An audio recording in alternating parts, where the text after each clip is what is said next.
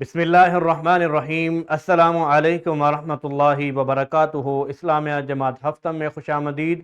میں ہوں آپ کا معلم حافظ محمد ارسلان، اور ہمارا آج کا بی لفٹ ہے نمبر 32۔ تو چلتے ہیں ہم اپنے بی لفٹ کی جانب۔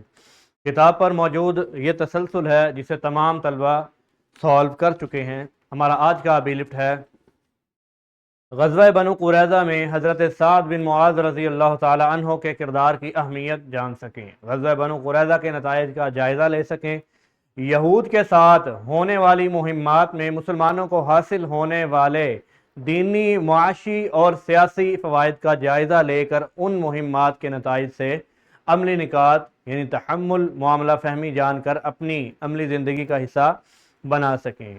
گویا کہ ہمارا آج کا لیکچر حضرت سعد بن معاذ رضی اللہ تعالیٰ عنہ کا فیصلہ اور فتح بنو قریظہ کے حوالے سے ہے۔ پیارے بچوں، غزوہ خندق سے فتح حاصل کرنے کے بعد جب قبیلہ بنو قریظہ کا محاصرہ کیا گیا اور 27 دن تک یہ محاصرہ جاری رہا، اس کے بعد انہوں نے ہتھیار ڈال دیے اور اپنے آپ کو رسول اللہ صلی اللہ علیہ وسلم کے حوالے کر دیا۔ اس دوران قبیلہ بنو قریظہ کے لوگوں نے حضرت سعد بن معاذ رضی اللہ تعالیٰ عنہ کو اپنا منصف یعنی اپنا جج جو ہے مقرر فرمایا کہ حضرت سعد بن معاذ رضی اللہ تعالیٰ عنہ جو بھی فیصلہ فرمائیں گے ہمیں وہ منظور ہوگا۔ آپ رضی اللہ تعالیٰ عنہ کو جج مقرر کیا گیا اور رسول اللہ صلی اللہ علیہ وسلم نے آپ رضی اللہ تعالیٰ عنہ کو مدینہ منورہ سے طلب فرمایا۔ حالانکہ اس وقت آپ رضی اللہ تعالیٰ عنہ جنگ خندق کے دوران زخمی حالت میں تھے، لیکن آپ علیہ السلام کے حکم پر حضرت سعد بن معاذ رضی اللہ تعالیٰ عنہ مدینہ منورہ میں واپس آئے۔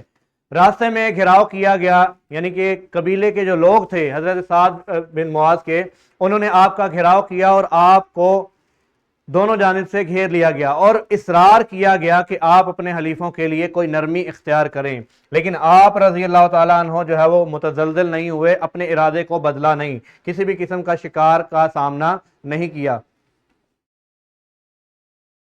رسول اللہ صلی اللہ علیہ وسلم نے ایک تاریخی فرمان جاری کیا۔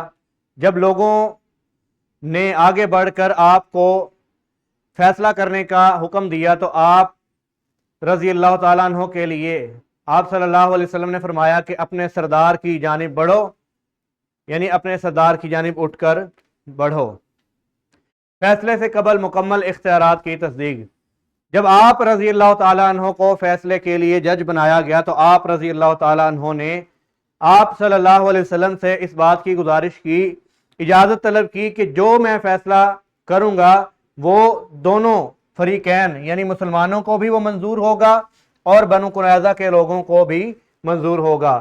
جب آپ رضی اللہ تعالیٰ عنہ نے یہ بات کی تو لوگوں نے جواب دیا جی ہاں، یعنی مسلمانوں کی طرف سے بھی ہاں کا جواب آیا اور بنو قریظہ کے لوگوں کی طرف سے بھی ہاں کا جواب آیا، کیونکہ بنو قریظہ اس بات کی امید رکھتے تھے کہ کیونکہ حضرت سعد بن معاذ ان کے قبیلے میں سے ہیں تو لہٰذا وہ ان کی کہہ لیں کہ سائر لیں گے یا ان کی طرف داری کریں گے، لیکن ایسا نہیں ہوا۔ حضرت سعد بن معاذ کا تاریخی اور دو ٹوک فیصلہ کیا گیا۔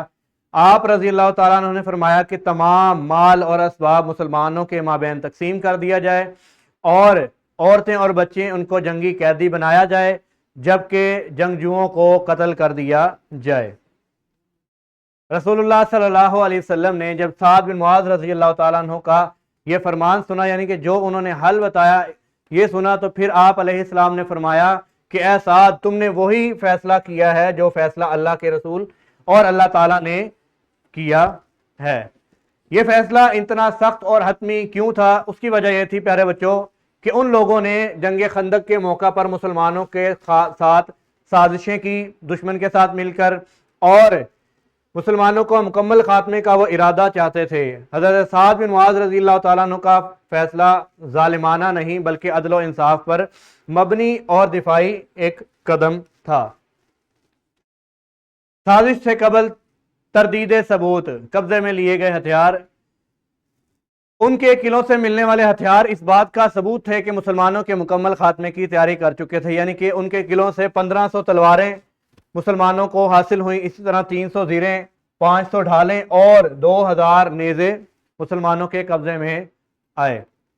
غزوہ بنو قریظہ کے نتائج، مدینہ منورہ کو ہر طرح کی سازشوں سے پاک کر دیا گیا، مسلمانوں کا رعب اور دبدبہ عرب کے قبائل پر ہمیشہ کے لیے طاری ہو گیا، اور اسی طرح دین اسلام جو ہے وہ پھیلا۔ یعنی کہ اس واقعے کے بعد سازشی عناصر کی جو انہوں نے سازشیں کی تھی، اس کے خاتمے کے بعد مسلمانوں کا دین اسلام جو ہے وہ مزید اس کا پھیلاؤ ہوا۔ غزوہ بنو قریظہ کے نتائج، غزوہ بنو قریظہ کے نتائج جو ہیں وہ معاشی استحکام حاصل ہوا، اور اسی طرح سیاسی استحکام بھی حاصل ہوا کہ مسلمانوں کو بیرونی اور اندرونی دونوں قسم کے دشمنوں سے مکمل نجات حاصل ہوئی۔ نئی منزل کی جانب پیش قدمی، اندرونی خطرات کا خاتمہ ہو گیا، عمرہ کی تیاریاں کی گئیں، اور بیت اللہ کی جانب سفر جو ہے اس کا باقاعدہ آغاز کیا گیا۔ کتاب پر موجود یہ مرکزیت ہے جسے تمام طلبہ اپنے کمرہ جماعت میں اس کو پڑھیں گے۔ کتاب تمرین و جائزہ پر اس سبق سے متعلقہ یہ تدریسی جانچ ہے جسے تمام طلبہ کلاس میں ہی حل کریں گے۔ کتاب تمرین و جائزہ پر ہی اس سبق سے متعلقہ نکھار ہے جسے تمام طلبہ اپنے گھر سے حل کر کے لائیں گے۔ اپنا خیال رکھیے۔ السلام علیکم ورحمۃ اللہ وبرکاتہ۔ اللہ حافظ۔